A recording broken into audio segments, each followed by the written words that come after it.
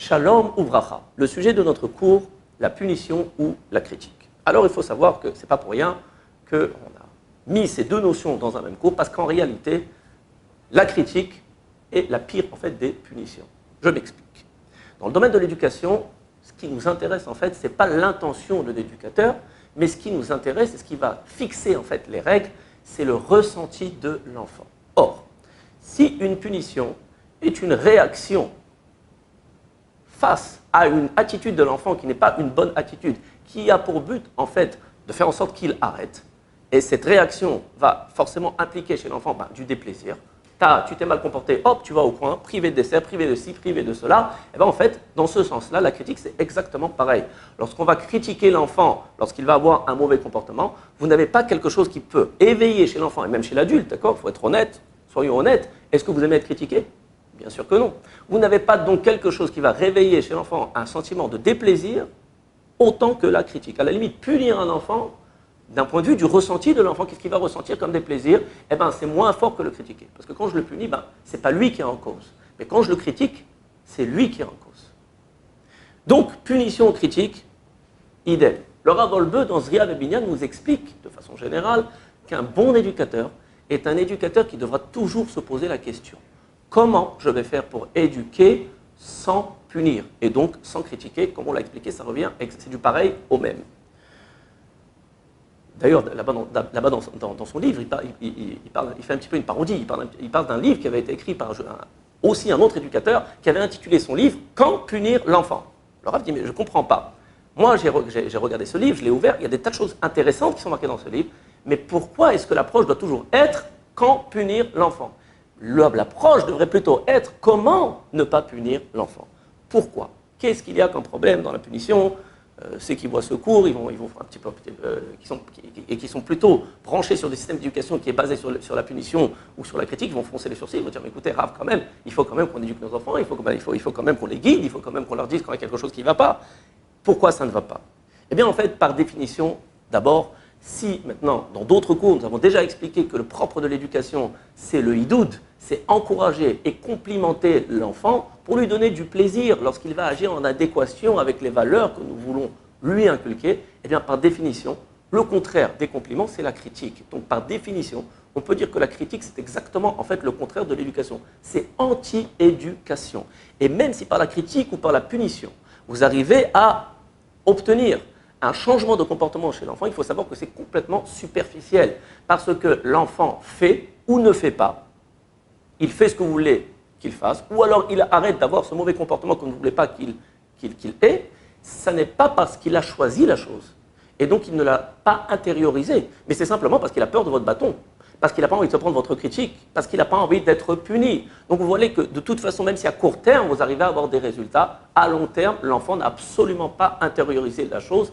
Et si vous allez plus loin encore à long terme, on a fait un cours sur la crise de l'adolescence, on n'a pas parlé de cela, mais maintenant on va le dire, il faut savoir que vous êtes en train en fait de semer la révolte chez l'enfant. L'enfant, tant qu'il est petit, il est soumis à vous, donc il va se taire, il va être puni, il ne va rien dire, il va être critiqué, il va rien dire, quoique ça dépend aussi des caractères de l'enfant. Vous avez des enfants qui sont forts de caractère qui vont réagir, ne croyez pas que c'est mauvais, c'est très sain de réagir. Et en fait, ça fera en sorte que l'enfant, à la crise d'adolescence, la crise sera moins forte. Mais pour des enfants qui ont un caractère plus doux, qui vont baisser la tête et qui vont se soumettre aux parents, il faut savoir qu'à propos de cela, on peut dire qui sème le vent récolte la tempête. Qui sème la critique et la punition récolte la crise d'adolescence.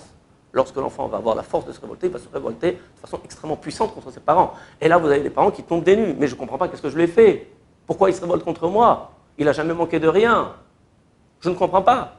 Regarde rétroactivement quel était son système d'éducation. Si ton système d'éducation était essentiellement basé sur la critique, essentiellement basé sur la punition, même si ton intention était bonne, sache que c'est cela que tu as, ce que tu es en train de récolter maintenant, en fait, c'est ce que tu as semé.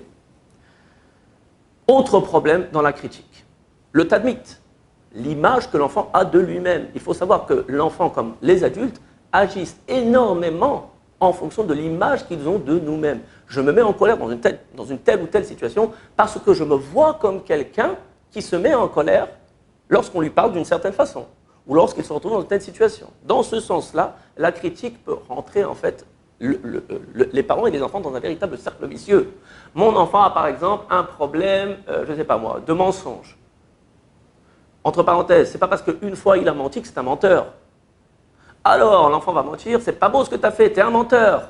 Lorsque je dis ça à l'enfant, je suis en train maintenant de convaincre l'enfant que c'est un menteur, il se voit comme un menteur. Et un menteur, forcément, va mentir. Donc il va récidiver, et vous ne comprenez pas ce qui se passe. Vous croyez que vous aidez l'enfant, vous ne l'aidez pas, vous rentrez dans un cercle vicieux.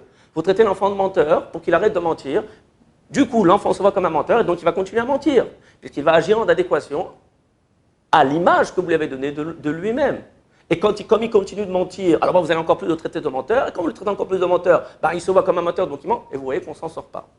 Cependant, le rôle de l'éducateur est tout de même de guider l'enfant. Et c'est vrai que quand il y a quelque chose qui ne va pas dans le comportement de l'enfant, eh bien moi, mon rôle à moi est de le guider et de lui dire. Mais vous comprenez bien, Rabotai, qu'il y a une différence entre critiquer et guider. La différence essentielle, c'est que lorsque je vais guider, l'accent ne sera pas mis sur l'enfant, mais sur le comportement. Je ne vais pas dire à l'enfant, tu es un menteur, mais je vais dire à l'enfant, mon chéri, là, ce que tu as dit, c'est pas vrai. Je préfère même pas utiliser le mot mensonge, Rabotai. Et dans ce sens-là, si vous voulez changer votre approche, et au lieu de critiquer l'enfant, critiquer l'action, attention, parce que vous devez être vous-même convaincu que votre enfant est un très bon enfant. C'est le comportement qui ne va pas, mais pas l'enfant. Si vous n'êtes pas convaincu de cela, Rabotai, dans votre intonation, on entendra ce que vraiment vous avez l'intention de dire. C'est-à-dire que je peux très bien dire à l'enfant, ton comportement n'est pas bon. Ce que tu as dit, c'est un mensonge. Vous voyez, dans mon intonation, je suis en train de dire à l'enfant, tu es un menteur, tu n'es pas un bon enfant. C'est ce que je suis en train de dire à Rabotai. Donc ça demande quand même un travail intérieur. Quelquefois, ça demande vraiment un chinouille, une transformation dans notre istaklout, dans notre regard, dans le regard qu'on a sur l'enfant. La plupart du temps, c'est des choses qu'on doit travailler avec nous-mêmes, parce que la plupart du temps, les enfants qu'on a tendance à juger, à critiquer, c'est des enfants qui nous ressemblent terriblement. On parle ici donc de problèmes que nous-mêmes, nous n'avons pas réglés. On ne peut pas trop s'étendre, évidemment, c'est des choses qui sont assez profondes, mais il faut prendre en considération ce problème. Donc pour résumer, la critique, c'est tout à fait nocif, la punition aussi. Un bon éducateur est un éducateur qui va toujours chercher comment ne pas critiquer, comment ne pas punir l'enfant. Ça implique qu'il y a certaines situations qui sont extrêmes et exceptionnelles, où effectivement on n'aura pas le choix et on devra critiquer. Mais si déjà critiquer, ne jamais critiquer l'enfant, mais critiquer le comportement et non l'enfant, et être convaincu dans son fort intérieur de la chose. Et quelquefois aussi, il va falloir punir. Je pense qu'on fera un cours à part pour cela, parce que sinon le cours il deviendrait trop long. Il est aussi très bon de remplacer en fait la punition par des entraînements. Donc quand on va présenter la punition à l'enfant, si déjà on va punir, il faut le présenter comme un entraînement. Viens, on s'entraîne à. Oh, je vois que maintenant tu as un problème avec cela. Alors viens ensemble, on va s'entraîner à changer ce comportement. De cette façon, l'enfant ne prend pas ça contre lui et je ne rentre pas en conflit avec l'enfant. Et donc je ne suis pas en train de semer la révolte plus tard ou à l'âge de l'éducation, et l'enfant va véritablement pouvoir choisir la chose et donc l'intérioriser. Voilà. Baruch Hashem, on a fini pour aujourd'hui. Kol Touv, à très bientôt si Dieu veut.